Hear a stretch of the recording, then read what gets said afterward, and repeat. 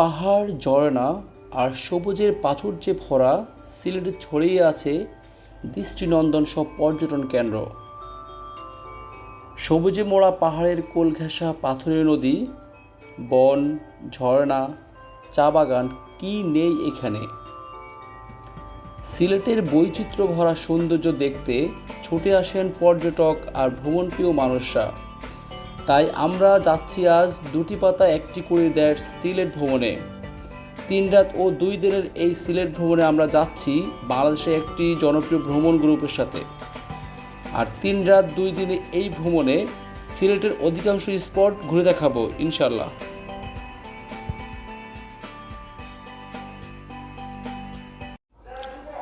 রাজধানী ঢাকা থেকে আমাদের বাসটি রাত 11টায় সিলেটের উদ্দেশ্যে রওনা দেয়।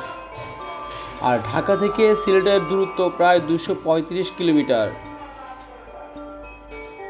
আর রাজধানীর সাইদাবাদ বাস টার্মিনাল থেকে হানিফ, শ্যামলী, গ্রিন লাইন পরিবহন সহ বেশ কয়েকটি পরিবহন ঢাকা থেকে সিলেটের উদ্দেশ্যে ছেড়ে যায়।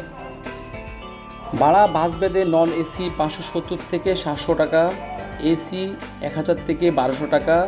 তাছাড়া প্রতিদিন কয়েকটি ট্রেনও সিলেটের উদ্দেশ্যে রাজধানী ঢাকা থেকে ছেড়ে যায়। তার মধ্যে উপবন এক্সপ্রেস, পারাবত এক্সপ্রেস ও জয়ন্তিকা অন্যতম।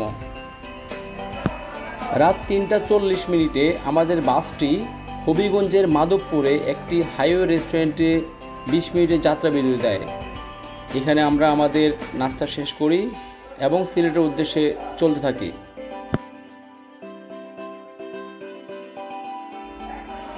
সকাল 7টা 20 মিনিটে আমরা আমাদের সিলেটে পৌঁছে যাই। পৌঁছে আমাদের এয়ারপোর্ট রোডের আম্বরখানায় আমাদের হোটেলে আমরা চেক ইন করার জন্য হোটেলে প্রবেশ করি। আপনারা দেখতে পাচ্ছেন আমরা আম্বরখানায় হোটেল শেরাটনে প্রবেশ করতেছি। আমাদের রুমটি ছিল একটি এসি রুম এবং আপনারা দেখতে পাচ্ছেন ওয়াশরুমটি খুবই সুন্দর একটি ওয়াশরুম দিয়েছে আমাদেরকে, পরিষ্কার এবং পরিচ্ছন্ন। হাই কমোড আছে, বেসিন, তারপর হচ্ছে এসি আছে এবং আমাদের বেডটা খুবই সুন্দর। সো আপনি সিলেটের আম্বরখানা রোডে আপনি আম্বরখানা এয়ারপোর্ট রোডে আপনি এরকম কম দামে অনেক হোটেল পেয়ে যাবেন এবং আমাদের রুম থেকে সিলেটের ভিউটা অসাধারণ ছিল। কেবল প্রাকৃতিক সৌন্দর্যের জন্য নয়, বরং নানান বিলাসবহুল ও সৌন্দর্যমণ্ডিত রিসোর্ট আর হোটেলের জন্যও জনপ্রিয় হয়ে উঠছে সিলেট। এজন্যই ক্লান্ত শহরের বাসিন্দারা কোলাহলমুক্ত এই চায়ের রাজ্যে ছুটে আসেন। দেশের অন্যতম বিলাসবহুল রিসোর্টগুলোর সিংহভাগ সিলেটে অবস্থিত। তাছাড়া এয়ারপোর্ট রোডের আম্বরখানা এবং দরগা গেটের আশেপাশে আপনি লাক্সারিয়াস এবং মাঝারি মানের হোটেল পেয়ে যাবেন। দর কষাকষি করে আপনি পছন্দ মতো নিয়ে নেবেন। হ্যালো ভিউয়ার্স, আসসালামু আলাইকুম। স্বাগত জানাচ্ছি চায়ের দেশ সিলেট থেকে আরও একটি নতুন ব্লগ নিয়ে। আশা করি এই ব্লগটি দেখলে আপনি একটি সম্পূর্ণ ভ্রমণ গাইড পেয়ে যাবেন সিলেট ট্যুরের। সো শুরু করা যাক সিলেট ট্যুর। আর হচ্ছে আমরা সকাল 7:30 আমরা সিলেট শহরে প্রবেশ করছি। প্রবেশ করে আমরা আমাদের এই যে হোটেলে চেক ইন করে এখন আমাদের লেগুনার জন্য অপেক্ষা করতেছি।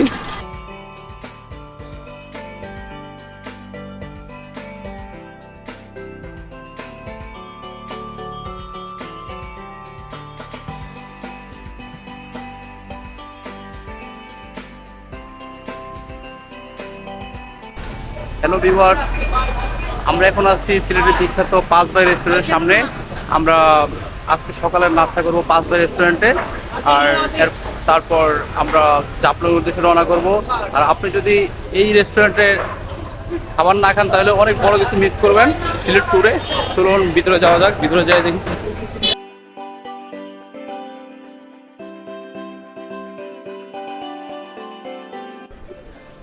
পাঁচ ভাই রেস্টুরেন্টে আমরা চলে আসলাম সকালের নাস্তার জন্য। 5 ভাই রেস্টুরেন্টে আমরা খিচুড়ি এবং আঁকড়ে দিয়ে আমাদের সকালের নাস্তা শেষ করলাম। বাট এই 5 ভাই রেস্টুরেন্টে আসলে আপনি যদি আঁকড়ি বা খিচুড়ি ট্রাই না করেন বড় কিছু মিস করবেন। খাবারটা দাম অনুযায়ী খুবই সুস্বাদু ছিল। দাম মাত্র আঁকড়ি 75 টাকা এবং খিচুড়ি হচ্ছে 60 টাকা।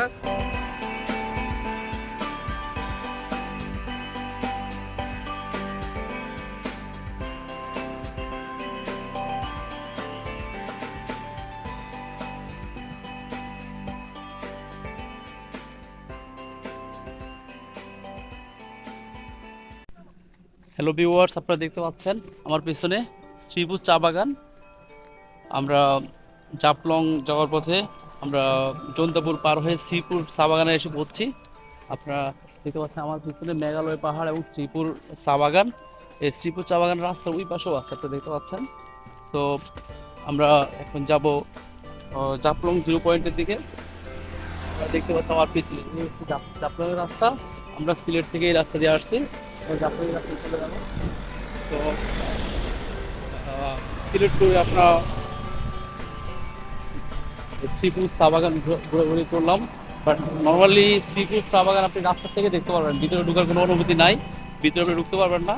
আমি যে গার্ড আছে তাকে আমি বললাম যে ভিতরে ঢুকতে দেওয়া যাবে কিনা, কিন্তু উনি বললো ভিতরে ঢুকে যাওয়া যাবে না, বাইরের থেকে দেখতে হবে।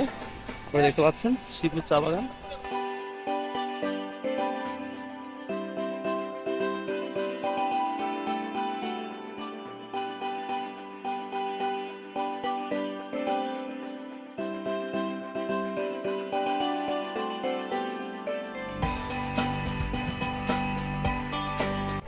হ্যালো ভিউয়ার্স, আসসালামু আলাইকুম। আমরা এখন আছি সিলেটের গোয়াইনঘাট উপজেলায়, মেঘালয় পাহাড়ের কোল ঘেঁষে জন্তা এবং খাসিয়া পাহাড়ের পাদদেশে জাফলংয়ে। আপনারা দেখতে পাচ্ছেন আমার পিছনে মেঘালয় রাজ্য দেখা যাচ্ছে ভারতের। আর ওই যে পিছনে দেখা যাচ্ছে জাফলং জিরো পয়েন্ট। আমরা জাফলং জিরো পয়েন্টের দিকে যাব। আপনারা দেখতে পাচ্ছেন মেঘালয় পাহাড়ের কোল ঘেঁষে জাফলং জিরো পয়েন্ট, সেখানে আমরা যাব। আপনাদের দেখাবো জাফলংয়ের সৌন্দর্য।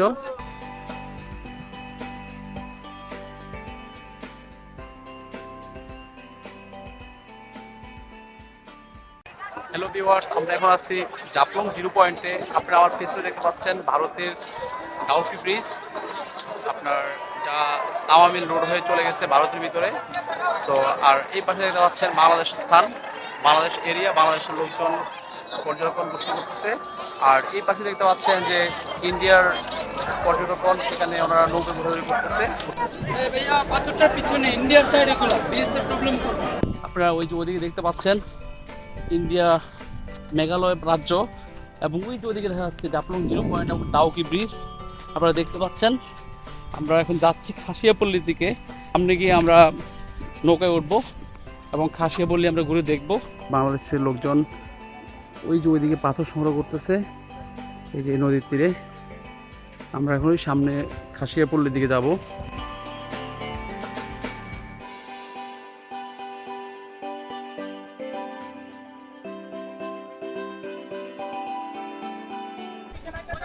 আমরা ওই যে জাফলং থেকে এখান থেকে নৌকা নিয়ে আমরা চলে এসেছি এখন খাসিয়াপল্লি। আমরা এখন খাসিয়াপল্লি দিয়ে যাচ্ছি। প্রিয় বন্ধুরা, আমরা জাফলং থেকে আমরা নৌকা নিয়ে চলে আসছি খাসিয়াপল্লি। আপনারা দেখতে পাচ্ছেন ওইখানে আমাদের নৌকা রাখা আছে। আমরা ওইখানে নৌকা রেখে আমরা খাসিয়াপল্লির দিকে আসছি। আমরা এখন খাসিয়াপল্লি যাচ্ছি, সামনের দিকে খাসিয়াপল্লি।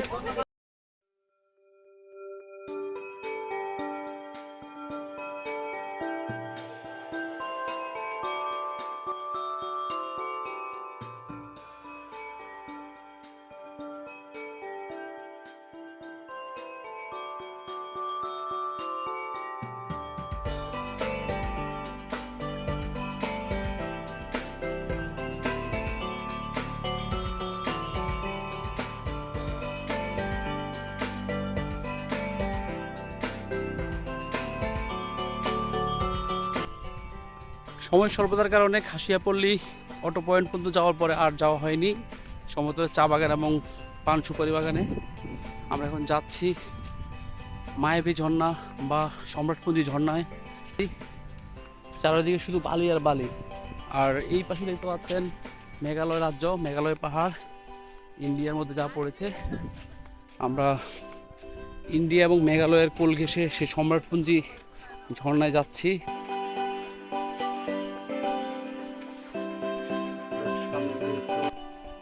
আপনারা আমার পেছনে দেখতে পাচ্ছেন মায়াবী ঝর্ণা, কিন্তু ভাগ্য খুবই খারাপ, বিন্দুমাত্র পানি নেই।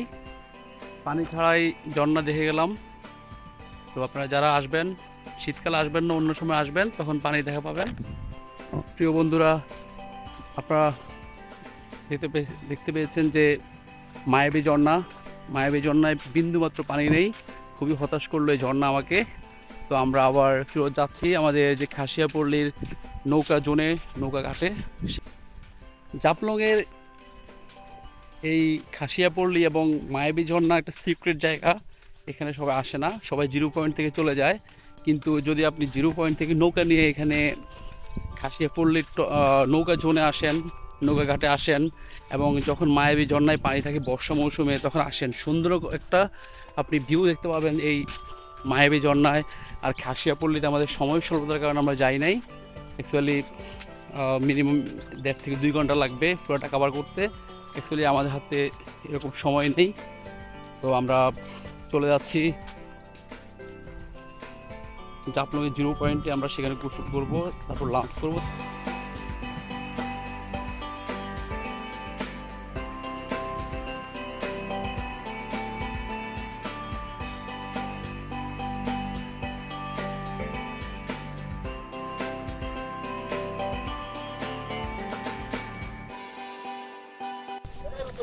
হ্যালো বন্ধুরা, আমরা খাসিয়াপল্লী এবং মায়াবী ঝর্ণা ঘোরাঘুরি শেষ করে আমাদের নৌকা করে চলে আসছি জাফলংয়ের জিরো পয়েন্ট। জিরো পয়েন্ট থেকে আমরা আমাদের লাঞ্চের জন্য আমাদের হোটেলে যাব। তো আপনারা দেখতে পাচ্ছেন এই পাশে মেঘালয় পাহাড়ের সৌন্দর্য এবং তার পাশ দিয়ে বয়ে গেছে এরকম নদী। তো আপনারা দেখতে পাচ্ছেন জাফলং জিরো পয়েন্টের সৌন্দর্য। আর এই পাশে প্রচুর পরিমাণ পাখি দেখা যাচ্ছে। আর আমরা এই যে সামনে দেখা যাচ্ছে ওই পাশ দিয়ে চলে যাবো সোজা জিরো পয়েন্ট হয়ে আমরা আমাদের হোটেলে, খাবার হোটেলে। তাছাড়া আপনারা এখানেও অনেক খাবার হোটেল পেয়ে যাবেন। ভ্রাম্যমানভাবে অনেক খাবার হোটেল আছে জিরো পয়েন্টে, এবং গোসলের জন্য এরকম ছাতা এবং বসে সময় কাটানোর জন্য এরকম চেয়ার পেয়ে যাবেন এবং আপনারা নৌকা করে ঘুরতে পারবেন।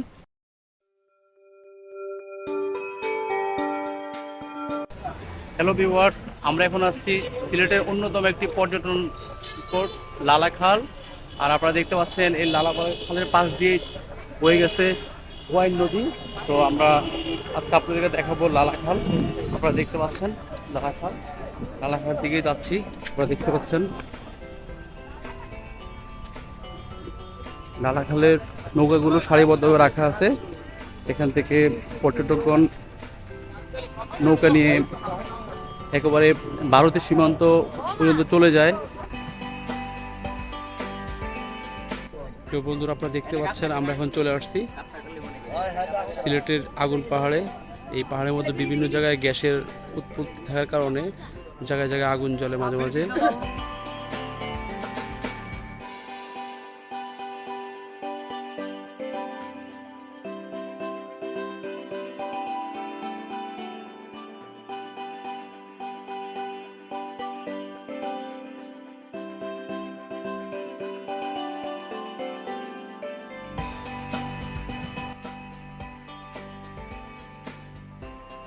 আগুন পাহাড় ঘোরাঘুরি করে সিলেটে এবার আমাদের উদ্দেশ্য হচ্ছে হযরত শাহপরাণ রহমতুল্লাহর মাজার জিয়ারত করা। সো আমরা যাচ্ছি এখন হযরত শাহপরাণ রহমতুল্লাহর মাজারের দিকে। আপনারা দেখতে পাচ্ছেন হযরত শাহপরাণ রহমতুল্লাহর মাজারের সামনের দিকটা, যদিও এই মাজারের মধ্যে ভিডিও করা সম্পূর্ণ নিষেধ, তারপর চেষ্টা করতেছি আপনাদেরকে কিছু দেখানোর জন্য মাজারটা কেমন। সো দেখতে থাকুন হযরত শাহপরাণ রহমতুল্লাহর মাজার।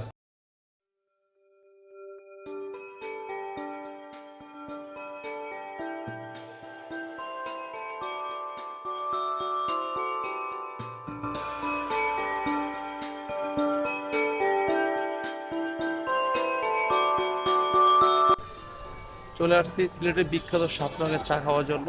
আপনারা দেখছেন এই যে চায়ের দোকান, 7 রঙের চা। আমরা ভিতরে যাব। আমাদের অপেক্ষার পর আমরা এখন পেয়ে গেলাম সিলেটের সেই বিখ্যাত 7 রঙের চা। আপনি দেখতে পাচ্ছেন আমার সামনে 7 লেয়ারের ট্রি।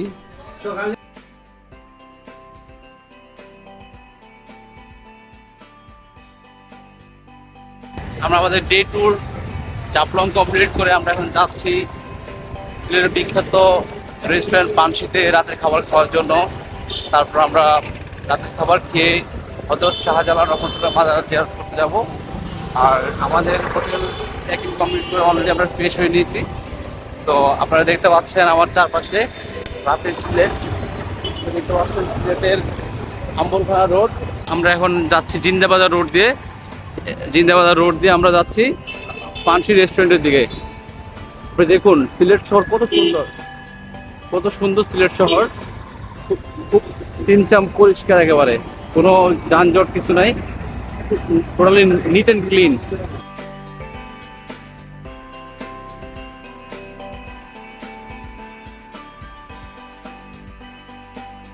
দেখতে পাচ্ছেন, তো দেখা যাক কি খাওয়া যায়।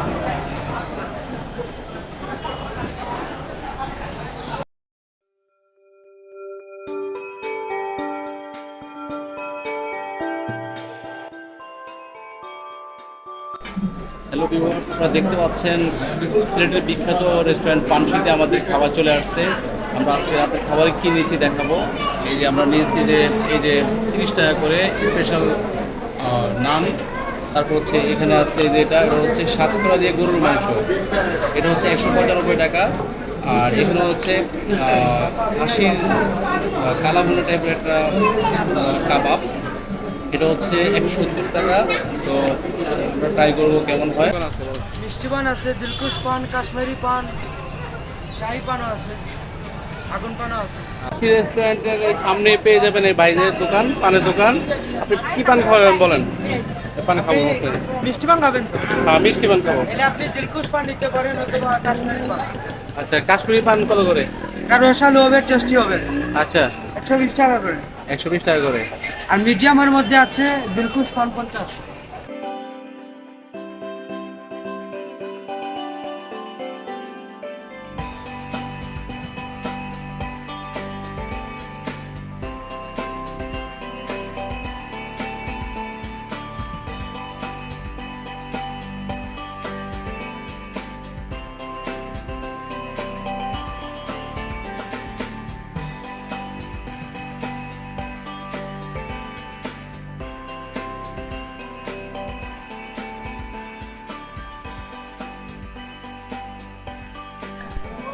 হ্যালো ভিউয়ার্স, আসসালামু আলাইকুম।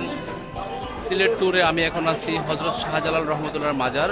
আপনারা দেখতে পাচ্ছেন আমার পেছনে হযরত শাহজালাল রহমতুল্লাহর মাজার। আমরা মাজার জিয়ারতের উদ্দেশ্যে গেট দিয়ে ভিতরে প্রবেশ করব। আর আপনারা এই পাশে দেখতে পাচ্ছেন বিভিন্ন দোকান, বিভিন্ন মিষ্টি জাতীয় এবং তসবিগুলোর দোকান, বিভিন্ন দোকান আপনারা দেখতে পাচ্ছেন এই রোডে, শাহজালাল রহমতুল্লাহর মাজার রোডে দেখতে পাচ্ছেন অনেকগুলো হোটেল আছে। আপনি এই হোটেলগুলোতে আপনি চাইলে থাকতে পারবেন সিলেট ট্যুরে।